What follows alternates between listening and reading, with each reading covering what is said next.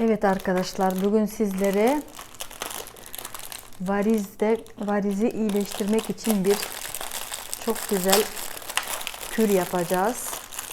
Bunun için biz tabii ki de biberiye kullanacağız arkadaşlar. Biberiye hepimiz biliyoruz ne kadar faydalı bir bileşendir, bitkidir. Alıyoruz biberiyeden şöyle 2 büyük dal alacağım. Bakın bu miktarda biberiye aldık. Diyorsanız ki böyle taze biberiye bulamadım. Kurutulmuş da olur. Kurutulmuşunu da göstereceğim sizlere. Şöyle kurutulmuş biberiyem de var. Bu arada ben bitkilerim hepsini cam kavanozlarda saklıyorum. Üzerine yazıyorum. Burada da Rusça yazmışım. Розмарин diye.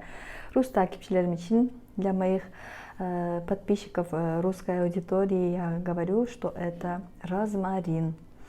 Evet. Şimdi bu biberi, kurutulmuş biberiyeden alıyoruz. Şöyle 1 çorba kaşığı. Eğer kurutulmuş kullanıyorsanız 1 çorba kaşığı biberiye alacağız. Eğer tazesini kullanacaksanız şöyle 2 büyük dal biberiye alacağız arkadaşlar. Ben bugün tazesinden yapacağım. 2 dal biberiyeyi şöyle ufaktan bölerek ben bir cam kavanoza yerleştiriyorum. Cam kavanoz 200 mililitreden biraz fazla olan cam kavanoz kullanınız. Buraya yerleştiriyoruz şöyle dallarıyla birlikte. Hem çok güzel, görsel olarak da çok güzel bir kür olacaktır. Hem aynı zamanda o kadar çok faydasını göreceksiniz ki şimdi size zaten kürümüz yapılıp hazır olduktan sonra anlatacağım. Nasıl kullanacağız, nasıl içeceğiz veya nasıl süreceğiz. Şimdi biberiyemizi aldık. Cam kavanoza yerleştirdik. Üzerine saf zeytinyağı döküyoruz. Saf zeytinyağını da ben burada Kıbrıs'ta Çarşamba pazarından alıyorum. Saf zeytinyağını üzerine döküyoruz.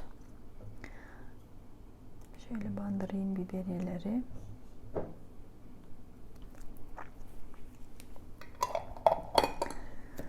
Kapatıyorum kapağını ve bizim kürümüz arkadaşlar hazır sayılır ama hemen bunu tabii ki de kullanmayacağız. 10 gün bu şekilde biz bunu karanlık ortamda, normal mutfakta, normal oda sıcaklığında 10 gün karanlık ortamda bunu bekleteceğiz. Karanlık ortam yaratmak için onu da göstermek istiyorum. Şöyle bir koyu renkteki havluya sarıp bu şekilde 10 günlüğüne koyabiliriz. Oda sıcaklığında duracaktır. Başka bir yöntem, başka bir tarifini vereceğim ve başka bir rahatsızlıklar için tarifi göstereceğim. Şimdi biberiyenin içerikleri nedir? B6 vitamini var. Folik ve pantotenik asitleri var. Riboflavin, tiamin ve aynı zamanda çinko, sodyum, potasyum, bakır, manganez, demir, fosfor, magnezyum, kalsiyum mineralleri de içerir biberiye. Biberiyenin faydaları nedir? Kan damarlarının duvarlarını güçlendirir, dişlerimizi güçlendirir, hormonal sistemini toparlar ve düzeltir arkadaşlar. Komple vücudumuzun hormonal sistemini çok güzel bir şekilde iyileştirir, düzeltir ve bir yola sokar. Normal hemoglobin oluşumuna da katkıda bulunur. Biberiye aynı zamanda çok güçlü bir antioksidanttır. Evet arkadaşlar, tarife geçiyoruz şimdi. Biberiyeden bugün çay yapacağız. Alıyorum ben bir dal biberiye. Eğer taze biberiye bulamadıysanız kuru biberiye de kullanırsınız. Bütün marketlerde satılır, baharatçılarda satılır. Baharat bölümünde, marketlerde bulabilirsiniz çok kolaylıkla. Şöyle 1 tatlı kaşığı kurutulmuş biberiye kullanacağız. Veya 1 dal taze biberiye kullanacağız. Üzerine 300 mililitre temiz içtiğimiz sudan ekliyoruz. Kısık bir ateşte biberiyemizi kaynatacağız arkadaşlar. Kapağını örterek 10 dakika çok kısık ateşte kaynatacağız arkadaşlar. Önce bir kaynamasını bekleyeceğiz. Kaynatmaya başladıktan sonra yine 10 dakika kısık ateşte kaynatalım. Biberiyemiz 10 dakika kaynadıktan sonra alıyoruz. Bir süzgeçten geçirip süzüp biberiye çayımızı alıyoruz.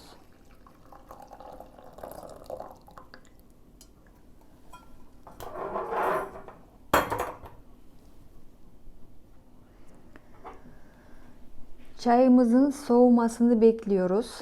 Biberiye çayı soğuduktan sonra bunu arkadaşlar her gün sabah 1 çorba kaşığı ve akşam 1 çorba kaşığı, her gün 2 defa 1 çorba kaşığından 3 ay içelim.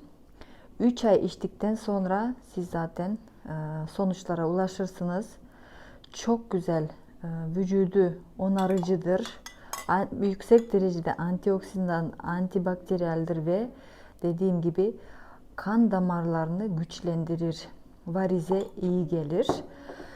Ondan sonra hazırladığımız zeytinyağından kürümüzü alıyoruz. Bunu da aynı şekilde 10 gün dediğim gibi karanlık ortamda oda sıcaklığında beklettikten sonra alıyoruz ve bu yağı alıp damarlara sürüyoruz. Nerede varizimiz varsa, nerede damarlar çıktıysa bu yağı alıp sürelim. Anlaşılacak şekilde söyledim diye düşünüyorum. Sorularınız olursa yine yorumlarda yazınız arkadaşlar.